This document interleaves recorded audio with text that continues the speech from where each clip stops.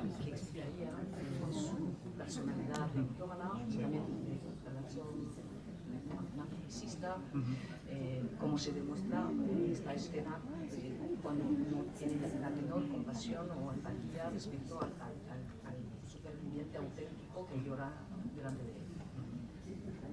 Sí, mucha gente nos pregunta por qué lo hacía, ¿no? ¿Por qué mentía? Y claro, no tenemos una respuesta, pero nuestra interpretación es que él miente sobre todo porque se da cuenta en un momento que hablando tiene el superpoder de la palabra y gracias a lo que cuenta consigue la admiración, el respeto, el cariño, el amor de la gente, ¿no?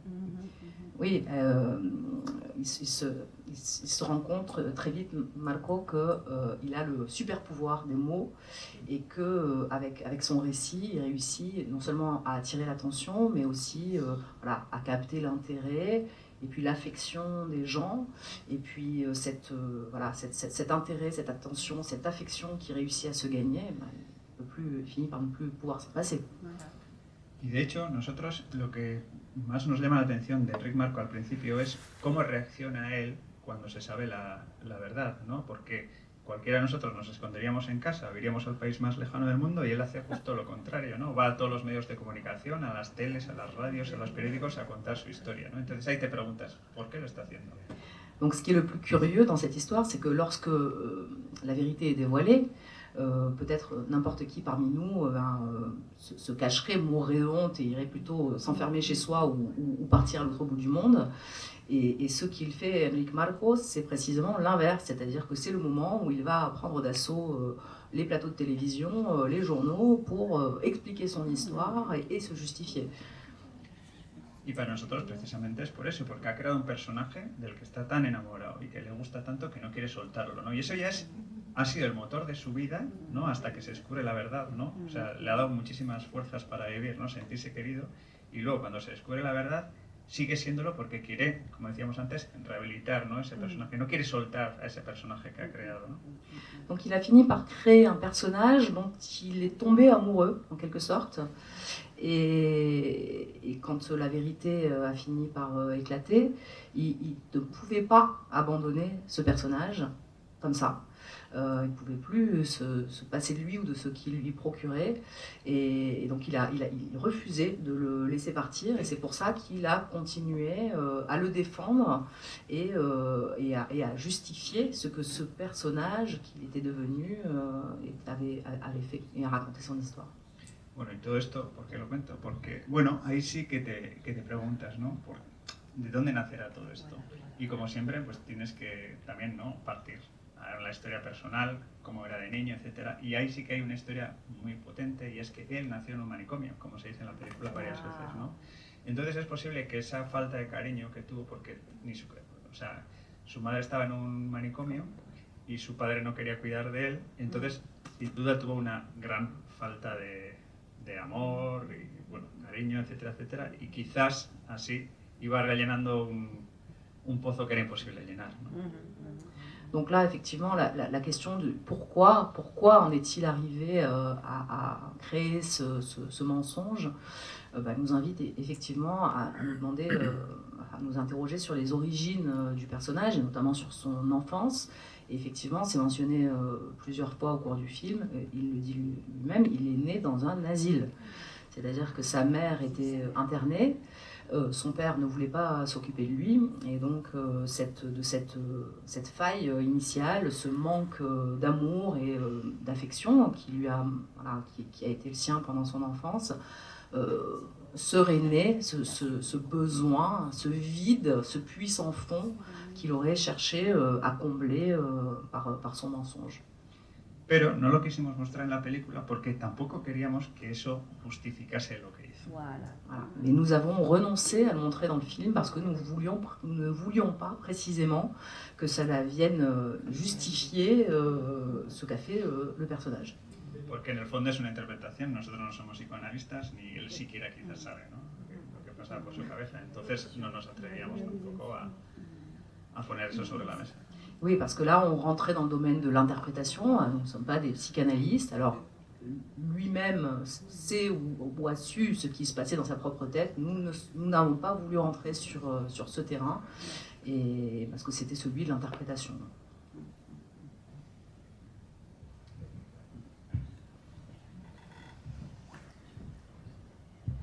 Oui, bonsoir. Voilà, je voulais vous demander, je reviens un peu sur la question du sondage précédent. Est-ce qu'on sait pourquoi il s'est lancé dans cette croisade de mentir sur cette période-là?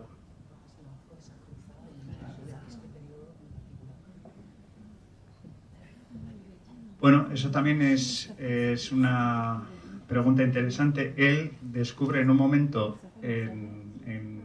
cuando en España no se hablaba de los deportados, que de repente ahí se le abre una puerta. Y es, él ya empieza a contar sus historias sobre la guerra civil. Parece que no es suficiente y a partir de un momento empieza a contar unas historias que son todavía mucho más desconocidas para ese público que no tenía acceso a lo que había pasado en Europa por Franco. Donc quand il commence voilà, à s'intéresser à ce sujet, c'est effectivement un sujet dont on parle très peu en Espagne, et donc ses premiers récits sont ces récits autour de la guerre civile. Et puis très vite, il se rend compte qu'il y a cet autre sujet dont on parle encore moins, celui des Espagnols qui ont été déportés par le régime nazi. Et cette histoire et donc, lui permet de creuser et d'aller chercher voilà, quelque chose qui est encore plus enfoui et dont on parle encore moins. C'est là-dessus qu'il choisit de se concentrer.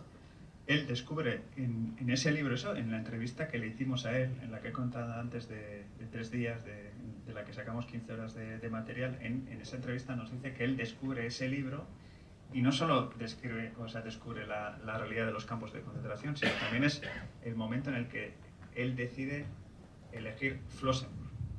Voilà, donc cette scène dans le film où on le voit feuilleter ce livre dans lequel il découvre l'existence des camps de concentration, c'est documenté par cet entretien de 3 jours que les réalisateurs ont eu avec Enric Marco. Donc il le dit lui-même qu'il a découvert l'existence des camps dans ce livre à l'époque, et même davantage, c'est dans ce livre qu'il a découvert l'existence du camp de Flossenbürg, qui est donc très peu connu du public, effectivement. Sí, y él fue muy listo en ese sentido, por un lado porque es un campo de concentración muy pequeño. Alors il a été très astucieux en ce sens-là, parce que c'est un camp de concentration tout petit. Y en la que apenas había españoles. Et où il y avait très très peu d'Espagnols.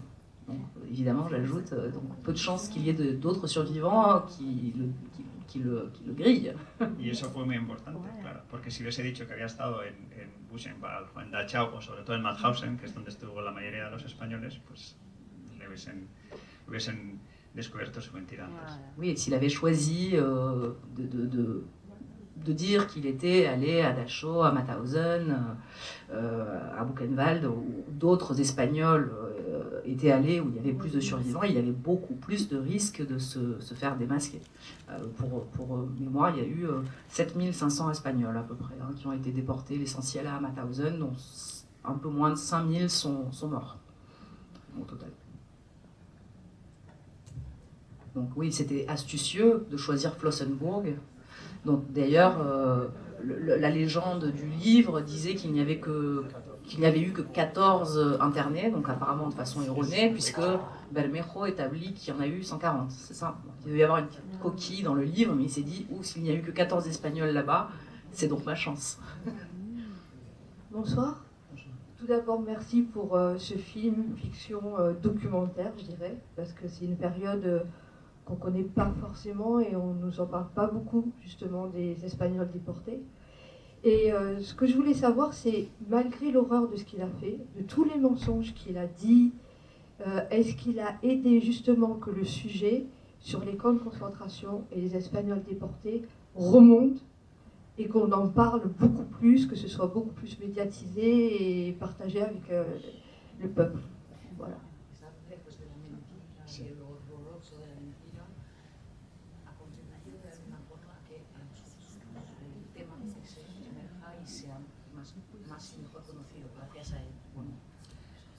En un sentido sí.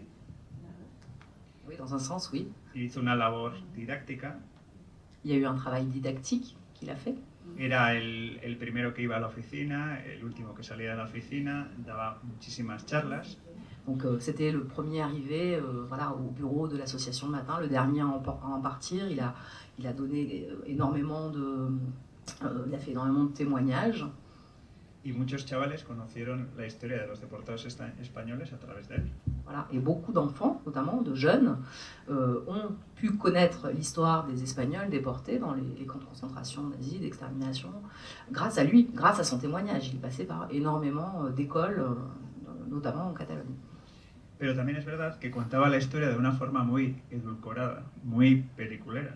Oui, en même temps, il racontait l'histoire de façon très fortement édulcorée, et de façon romancée. Que gracias a eso también tuvo éxito, porque contaba las historias de una forma sencilla, buscando la emotividad, buscando los titulares y sintetizando todo a la perfección. Donc c'est aussi ce qui explique son succès, puisqu'il racontait l'histoire de façon romancée, de façon séduisante, de façon simple, et avec aussi des anecdotes qui faisaient mouche, en cherchant presque l'expression qui allait pouvoir faire le titre de l'article. En la que además se ponía a sí mismo como héroe, ¿no? Et dont bien sûr il était le héros, qui peaufinait son histoire d'un récit à l'autre, et en l'enjolivant toujours plus. Y dicho esto, yo creo que aparte de ponerse él como héroe y contar la historia en primera persona, lo que realmente yo creo que es lo más condenable, ¿no?, de lo que hizo es que él, cuando reivindica que la memoria es tan importante y luchó tanto por la memoria, usurpa la identidad de un deportado real, ¿no? Le quita la memoria a un deportado real, y eso considero que es algo muy grave, ¿no? Donc c'est pas ce qui est répréhensible dans le personnage, c'est pas seulement le fait qu'il ait menti, même si évidemment ça peut lui être reproché, mais c'est le fait que pour échafauder son récit, son mensonge, il est, lui qui était si attaché à la mémoire et qui revendiquait ce travail de mémoire, il soit allé chercher un déporté qui avait existé et qu'il ait usurpé son identité. Et c'est ça qui est le plus choquant, c'est que se revendiquant ce travail de mémoire, il est fini par usurper l'identité d'un véritable déporté.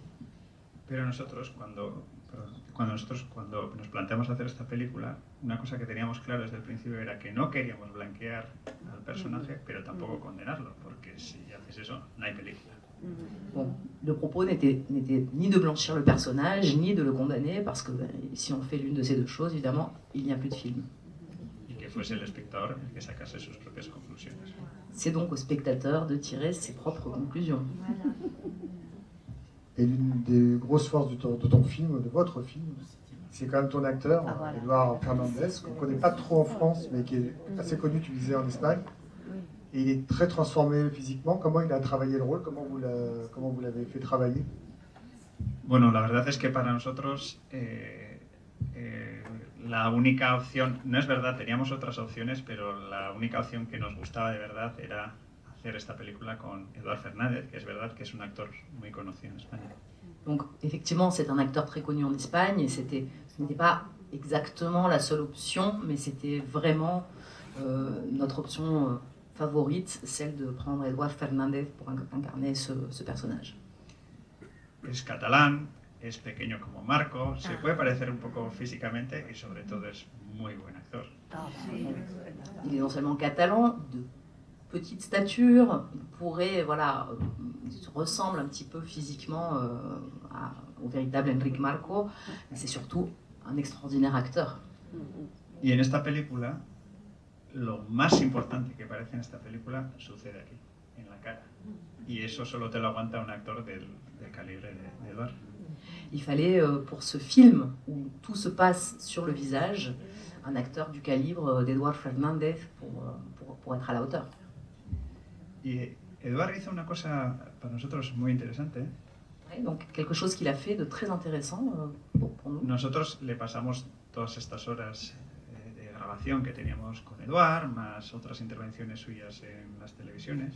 Donc l'acteur a consulté ces 15 heures de rush, d'entretien qu'ils avaient eu avec les réalisateurs, plus d'autres captations de témoignages publics qu'il avait fait.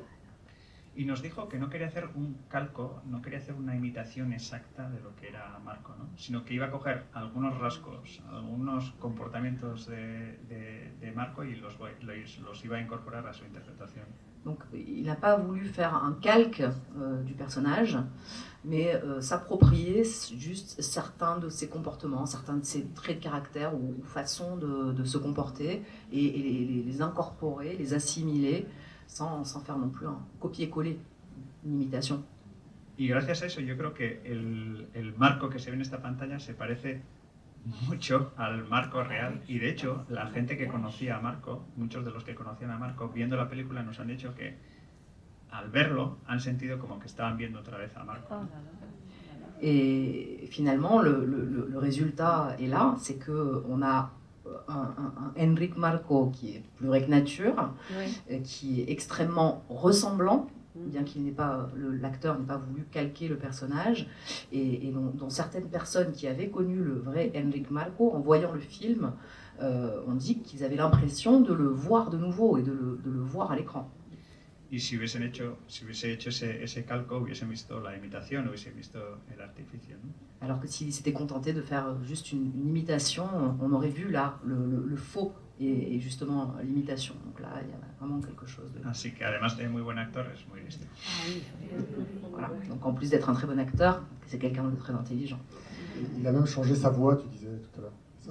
Sí, efectivamente. Él físicamente es muy diferente, tiene pelo, no tiene bigote, es más flaco, y también cambia el tono de voz. Oui, se acerca bastante al de Marco, que era más agudo que el suyo. Oui, donc il y a une transformation physique. L'acteur, initialement, bon, il n'a pas de moustache, il a des cheveux. Voilà, il n'a pas la même posture non plus. Et il a aussi changé le timbre de sa voix, puisque ce Enric Marco a une voix un petit peu plus aiguë que la sienne. Donc il a modulé le timbre de sa voix pour être plus proche du personnage. Et du coup, il a eu le Goya, c'est-à-dire l'équivalent du César du meilleur acteur. Et ce qui est intéressant, c'est qu'il y a un ou deux moments dans le film où on voit, il y a des tout petits fragments justement, dans ce mélange, ce tissu entre vérité et mensonge, puisqu'il y a des scènes qui sont issues de journaux télé de l'époque, ou par exemple la scène au Congrès des députés, ou cette scène avec l'écrivain Javier Cercas, où les réalisateurs ont tissé des images d'archives, notamment voilà, de journaux télévisés, avec des reconstitutions donc fictionnelles, et où là vraiment on a ce jeu plastiquement dans le film entre vérité et fiction, et donc il y a une ou deux incursions du vrai Enric Marco à l'écran, où on ne s'en rend même pas compte, parce qu'en fait vraiment le talent de l'acteur est tel que vraiment les deux personnages fusionnent à l'écran sans qu'on soit presque capable de les distinguer l'un de l'autre, quoi. Sí, y ahí hay una secuencia que a nosotros nos hace mucha gracia, en la que vemos al Enric Marco actor, ¿no? Interpretado por Eduard Fernández, viendo al Enric Marco en el documental, ¿no? Está en el cine el actor viendo al Enric Marco real. Alors oui, il y a cette scène-là qui est amusante à ce titre, où on voit donc Eduard Fernández incarnant Enric Marco, assis dans un cinéma, voyant le film documentaire qui a été tourné sur le véritable Enric Marco. Il y a vraiment cette espèce de jeu de miroir, je dirais, de spécularité, comme on dit les universitaires. Y nos gusta porque, en el fondo, las dos son representaciones. Un documental tampoco es real, es una interpretación, ¿no?, de la realidad también. Et la fiction, donc le film que nous voyons comme celui qui est dans l'écran, celui du documentaire, sont tous deux des œuvres de fiction, puisque un documentaire est aussi faux qu'une œuvre de fiction. C'est aussi une représentation. On a une représentation dans la représentation. Y en la siguiente secuencia, Enric Marco le dice a su mujer que ese no es él, ¿no? Y tiene razón. Et donc, dans la scène suivante, à l'issue justement de cette projection, le personnage d'Enric Marco dit à sa femme « Mais c'est celui-là, c'est pas moi !» Ce en quoi il a tout à fait raison, parce qu'en effet, ce n'est pas lui. Bueno, sí, precisamente quería saber al final qué nos dice sobre el cine su película, porque se abre con la claqueta, ¿no? Que nos muestra que eso va a ser una reconstitución, y luego todas las escenas ante el espejo, bueno, esa reflexividad, ¿no? Y entonces me gustaría saber qué discurso también vehicula sobre el cine, sobre el arte del cine. La question. Donc, qu'est-ce que ce film finalement nous dit du cinéma lui-même, puisque la première image, c'est l'image du clap, qui nous indique clairement qu'il va s'agir d'une reconstitution, et toutes ces scènes devant le miroir, et tout ce jeu de réflexivité. Qu'est-ce qu'au fond ça nous dit? Quel est le discours que ce film porte sur le cinéma lui-même?